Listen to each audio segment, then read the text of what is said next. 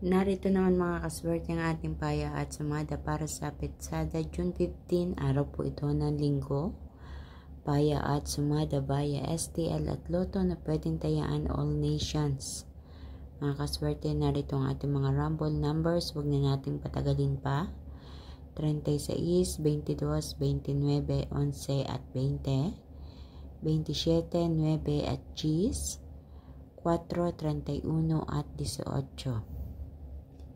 So, para naman sa ating mga butas or ipit na numero, may inihanda ako dito na 3, 28, Gs, 21, 30. Yan po ay kinuha ko diyan sa ating rumble numbers ha.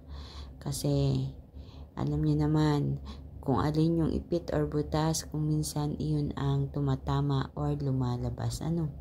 So, inilalagay ko lang yan as a choices, as an optional.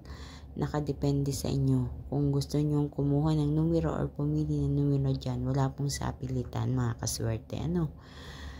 So, para naman sa ating lucky pompiang ang 9, 9, 11, 11 at sa ating lucky tips pares ang 18, 29, Gis, 21, 30, 3 at 3, 27.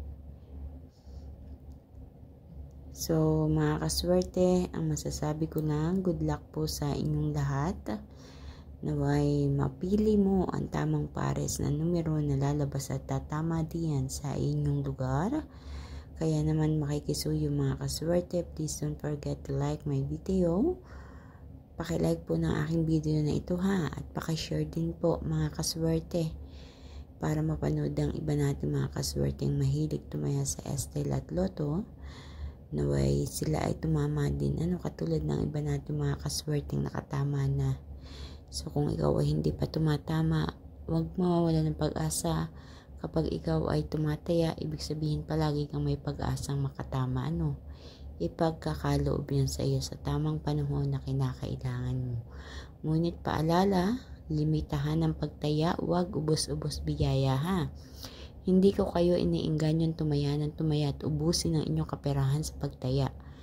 Ang sa akin lang, walang masamang hanapin ng swerte sa pagtaya. So kahit maliit na taya, 5 piso or 10 piso, hindi na mabigat yan.